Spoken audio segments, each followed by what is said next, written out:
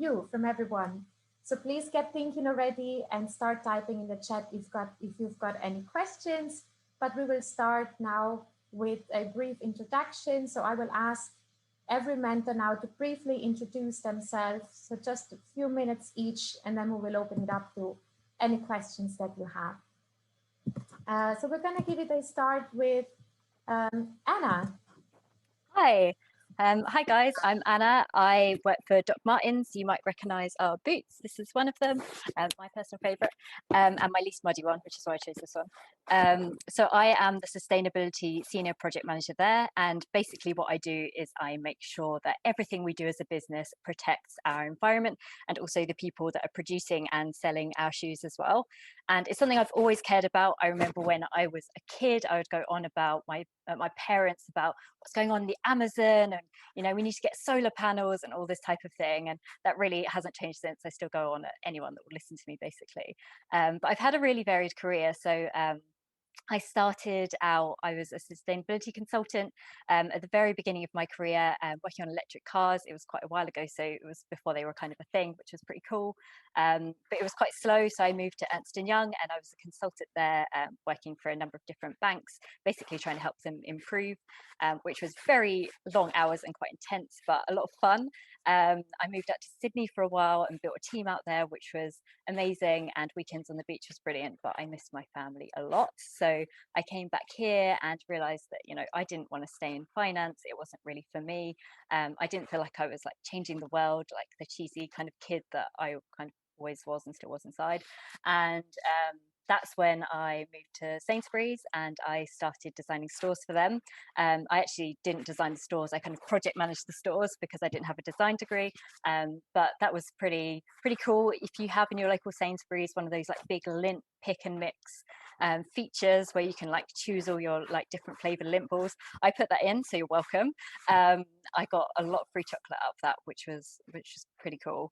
And was there for quite a few years and decided that I still wasn't kind of making the difference that I wanted to, and that's when I interviewed for Doc Martens. And basically in my interview I was interviewing for a completely different role and went on about sustainability so much that I got a phone call. I was convinced I got the job. It all gone really well. I'd had 5 different interviews. They're like, you haven't got the job. And I was like, oh, completely gutted. They're like, but we can offer you this other job. And they made me a role in sustainability. And that's the piece of advice that I wish I had got when I was your age. I wish I had been told, go after what you love, what you enjoy, what you kind of care about, because I remember stressing so much about, am I on the right path? Like I really want to do graphic design, but everyone's telling me I should do history because it's the right thing to do, the best thing to do. Am I going to have the best life if that's what I choose? And I wish I had just not stressed about it, not worried that I was on the right path, because if you're going after what you love and what you care about, then you are absolutely on the right path. So I hope that's helpful, and that's a very, very brief bit about me. Lovely. Thanks so much for introducing yourself, Anna. We'll be now opening up to the questions after everyone's introduced themselves. Thank you. Okay, let's go with Olivia now. Hi, can you hear me? Yes, we can. Perfect. So hi everyone, my name's Olivia. I work at Accenture as a live support analyst for one of the world's leading telecommunications companies. It involves maintaining the application that the company uses on a daily basis for the smart meters in people's homes. So that's a bit about sustainability as well, which links into Anna's, obviously making sure that everyone's using not too much electricity. So we make sure to manage that. I've been interested in computers from a very young age due to my uncle, who taught me the basics of what I know now. When sorting through some old things a few weeks ago, doing the lockdown lifestyle, I found a school report from year 4 where I would have been around 7 or 8 years old, which stated I love the computer room.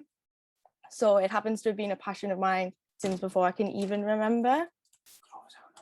Throughout my journey at school, I wasn't someone who took part in after school activities, and I mainly kept to myself. However, like to get myself out there, played a lot of netball and joined an adults team, which unfortunately was on pause since before the first lockdown.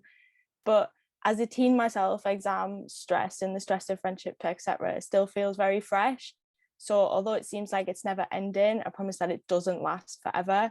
your time at school is what you decide to make it, and it's extremely important to take time for yourself, even if it is just to watch a movie before bed. With regards to my career journey so far, I joined Accenture in 2017 at 16, straight from GCSE as an apprentice. My ICT teacher from school pushed me to apply and helped me fill in the application. I was so nervous. In my 3.5 years that I've been in my job, making me 19 now, I've been awarded a graduate contract and been promoted almost immediately. If I could give any advice to my 14-year-old self, I would say to always follow your dreams and don't let people tell you they're not possible. Speak them into existence. The career counsellor at my school told me I would never get the job, never mind get to where I am now. So just make sure you do what you want to do. But that's a little bit about me. Great, lovely, thank you. Thanks, Olivia. I really like what you said around really always believing in yourself, and it also says it in your background. I can see believe in yourself and anything is possible. So, lovely, thank you. Quick reminder every day. Thanks. Okay, let's move on to the next mentor, that is Bethany. Hi, so yeah, my name is Bethany. So I work for Shell. So I imagine most of you have seen a Shell petrol station in your local area. So I work for Shell, and you often might wonder where their petrol comes from. So what I'm involved with is subsurface, so anything beneath the ground, so where you're going to get this oil from, which eventually gets into your car as petrol. So my actual job title is a technical data manager. So what I do on a day-to-day task is really managing anything to do with data below the surface. So be that geology, so the rocks you're standing on now, it's all very important data which goes into finding this oil which we want to find. So when I was at university, I studied geophysics. So many of you will not know what geophysics is, but it's really the science of the Earth. So really looking at the physics of how the Earth works. So when I was younger, I was really interested in how maybe earthquakes were operating. So you often hear in the news, maybe in like California, all these massive earthquakes happening, and I wasn't really sure why they were happening or how. And it's the same with volcanoes. So you often hear maybe in Iceland, there's volcanoes erupting, and I was very interested in kind of the process. So I'd say when I was all your age, I was really interested in the science and maths. So I was really interested in geography and how it linked to the science behind it. So I would say what I like most about my job now is problem solving, but problem solving using data. So I imagine most of you all have loads of notes from school, and imagine you threw all these notes up in the air and they landed all over the place in a random order. You'd find it very difficult to kind of work out how to solve a problem. You wouldn't be able to find the information you want. So my role is all about making sure the data is organized so that you can actually find what you want to solve a problem. So that's a bit about me. Great, lovely. Thank you so much, Bethany, for introducing yourself. Okay, and last but not least, Renata. Hi everyone. So my name is Renata, and I'm currently a digital learning designer and developer, which in a nutshell means I sort of create fun and exciting ways to learn using the power of technology. Well, when I was about your age, I didn't know what I wanted to do at all. I always had sort of a creative side.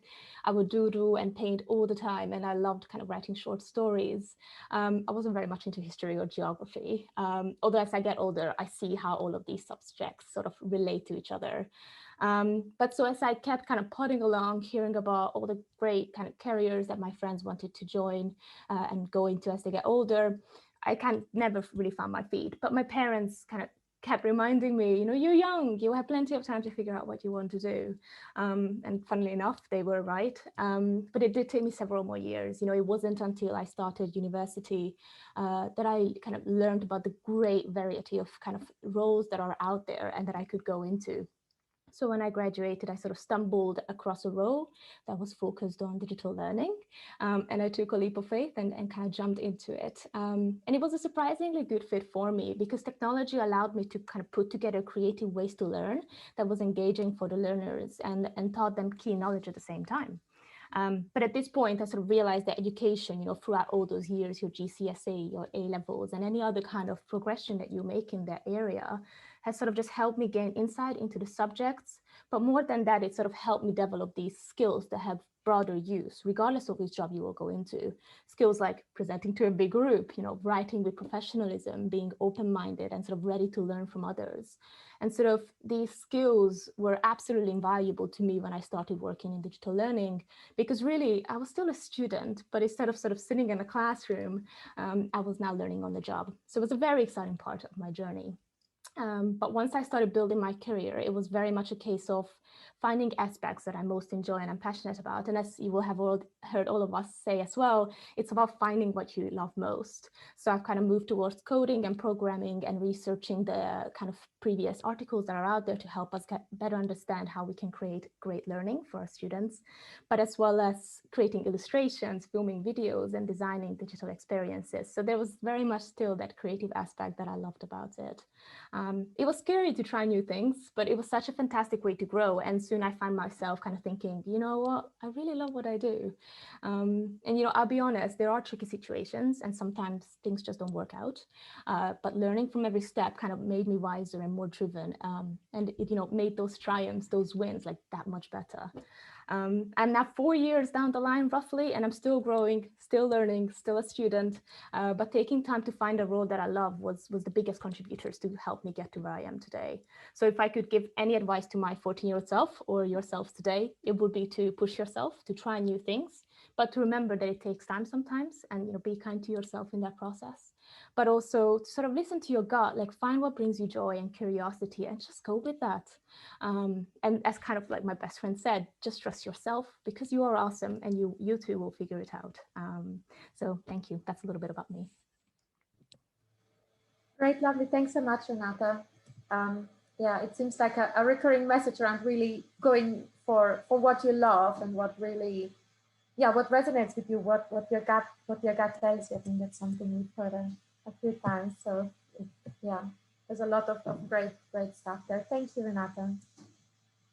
Okay, all right, so I'll invite everyone to now just ask lots of questions in the chat. You can either also write who you would like to ask the question to, or just in general, and then we will pick those questions up.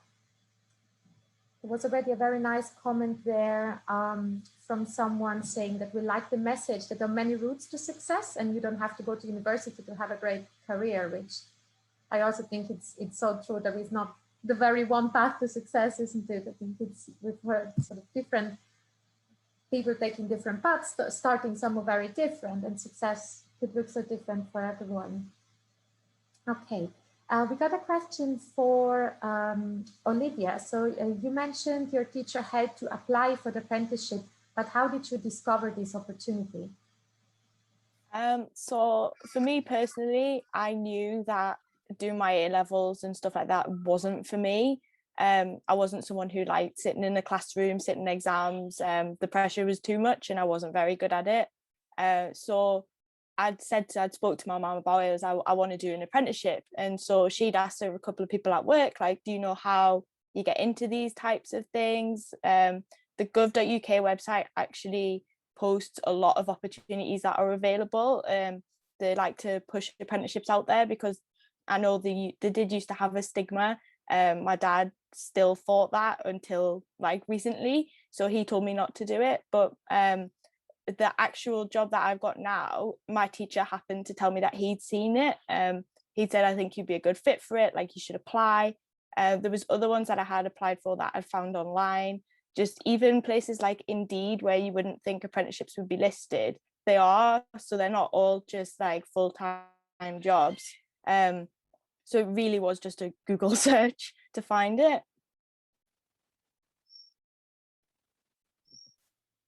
Great, thanks, Olivia. What other questions do you have?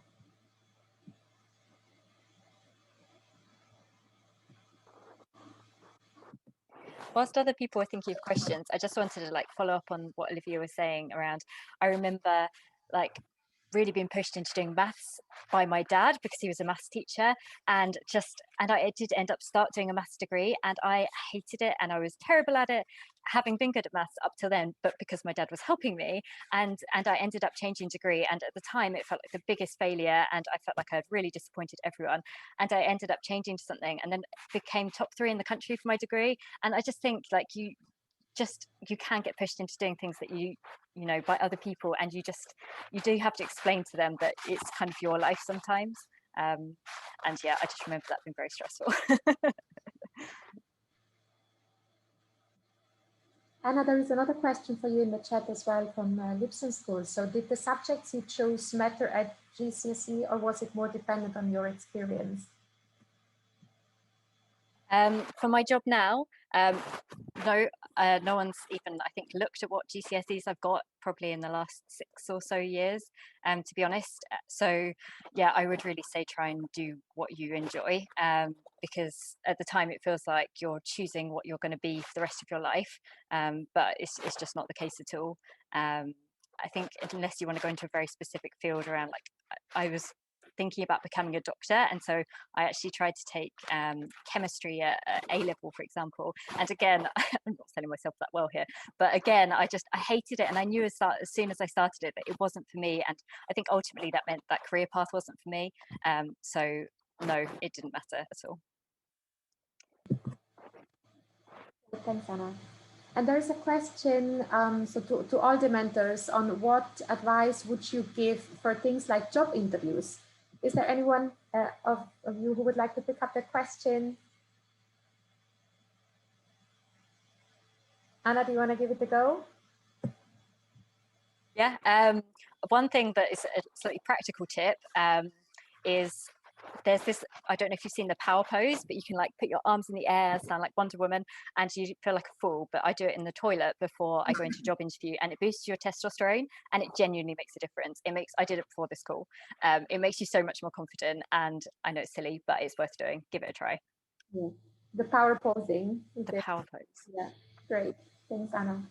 Olivia, you wanted to say something as well? Yeah, I was just going to say it's quite a good question at the minute, because I helped my boyfriend prepare for a job interview today that he's got this afternoon, and the poor soul was bricking it, but everyone does, and it's like you can sit there and you can feel stressed and you can feel like an idiot for doing it, but anyone who sat a job interview will tell you that they probably were nearly sick in the toilet before they went. Don't worry, like it's literally how everyone feels. The only thing is making sure you're as prepared as possible. You might think that your experience is everything, but they will sometimes ask questions about the company themselves. If you've looked into them, you'll be fine. I think it's just kind of trying to get those people who have just applied for the sake of a job out of the like running. So do your research and you'll be perfectly fine. I think to sort of Olivia's point on that just very quickly, it's funny because experience is always put, like there's so much pressure on how much experience you have and what you've kind of studied and what you've done. But when you go into an interview, it really comes down to you. Like, do you smile, be happy, be yourself, be cheerful? Because it's, you know, personality is not something we can teach, but experience you can, skills we can train. So if they can't, you know, they're going to be looking for you to fit into their company. So if they're seeming like a perky, happy, excited company, be that, be yourself, and show them how you can contribute to that. And I think that goes a long way with people who you interview with. They'll appreciate that. Great, thank you. Lots of great tips. Bethany, I want to give you a chance as well to add, if you like to add something. No, I think all the other mentors have really said exactly what it is. It's taking it easy. And I think with the current situation, I've had quite a few virtual interviews as well. And it's very different having a virtual interview to going to speak to someone face to face. You don't get the same personality across. So hopefully you won't all have that. You'll be able to go back to seeing people face to face. But the only tip for doing it virtually is just try and speak slowly. I often find myself speaking quick. So just take a minute and take a breath and go slowly. Yeah, another great tip. Thanks, Bethany. It's definitely quite different to do it virtually than face to face, but hopefully not for that much longer. Okay. And there's another question coming into the chat from Jax Alice. So this is for Renata. What's your favorite thing about your job now? It's a great question. I think my favorite part about it is really the fact that there's no 2 days alike. I think what I have found in working in different roles and you know kind of working with different teams is that I work well in chaos. And so I like that there is variety in my role. That's, the one day I may be doing an illustration, the next day I might be writing a script for video, and the day after I might be, doing some coding to build a functionality. So I like that mix and match. And so I think that's probably one of my favorite parts about it. But I think there's always a balance, isn't there? Sometimes you just need to sit with something and work through that. But I enjoy the variety. That's my favorite part. Great, thanks, Renata. And I think it's just such a good and such an important question. So I'm always thinking we should ask this question to all the mentors, if that's okay with you. Maybe Anna, would you like to answer this one as well? So what's your favorite thing about your job now? Oh, yeah, I think variety, actually, I would really agree with that. And I think just feeling like I make a difference, some days more than others, but I do, everything's moving quite quickly, and I feel like everything that if I see something and I'm like, oh, I've just seen Adidas have become a fair free retailer, we can do that, and then I can kind of make that happen. And so I guess just being able to make stuff happen, and see the change that then comes from it, and say, oh, okay, I've done that, and we now don't do that because of me, and we've improved in that way, and it just feels really nice. And plus I have an awesome team, and that really, really is important. You can have a great job, but if you don't have a good team around you, it's harder to be happy at work, and just in life. Thanks, Anna. Olivia? Yeah, so I think my favorite thing about my job would be that I'm always learning something. I never feel like I know everything, because obviously nobody does. So feeling like I can go into work and learn something new and better myself is one of my favorite things. But I also agree with Anna about your team. I just love working with the people I do, speaking to them. We have a great time, we get stuff done. And also as an apprentice, it would probably be knowing that I went from the start to where I am now, and it's just important to make sure you actually feel proud of where you are and what you've achieved. So that's probably my favorite part, seeing progression. Lovely, thanks, Olivia. And Bethany? Yeah, I'd say it's the people around you make all the difference. I know it's not very easy at the moment, but having the people you can chat to when you're having a rough day at work and try and talk through problems, it's being able to work as a team to solve a problem, not feeling like you're on your own. So it's all well and good having a job you actually like. It's very much around the team which you're put around as well. So my advice, and I suppose what I would say, is make sure you are always in contact with your team, and it's the same in the classroom. Make sure you're reaching out to people if you're struggling or if you need a bit of help. There's always people there who are willing to help you out. Great, thanks, Bethany.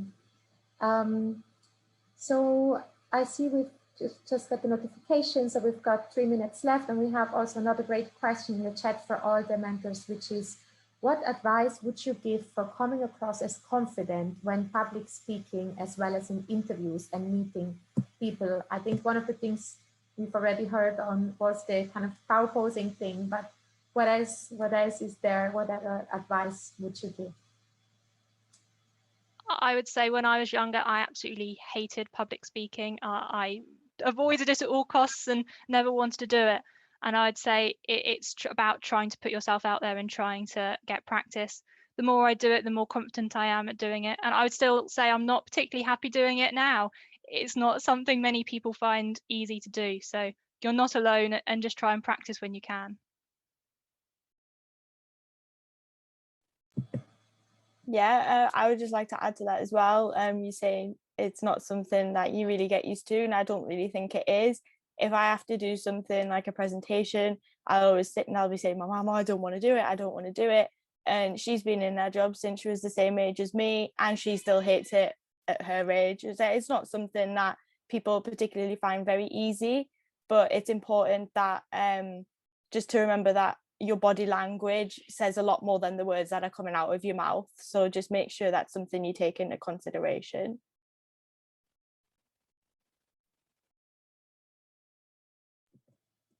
Really good tips, thank you. Anything else anyone wants to add, Renata or Anna?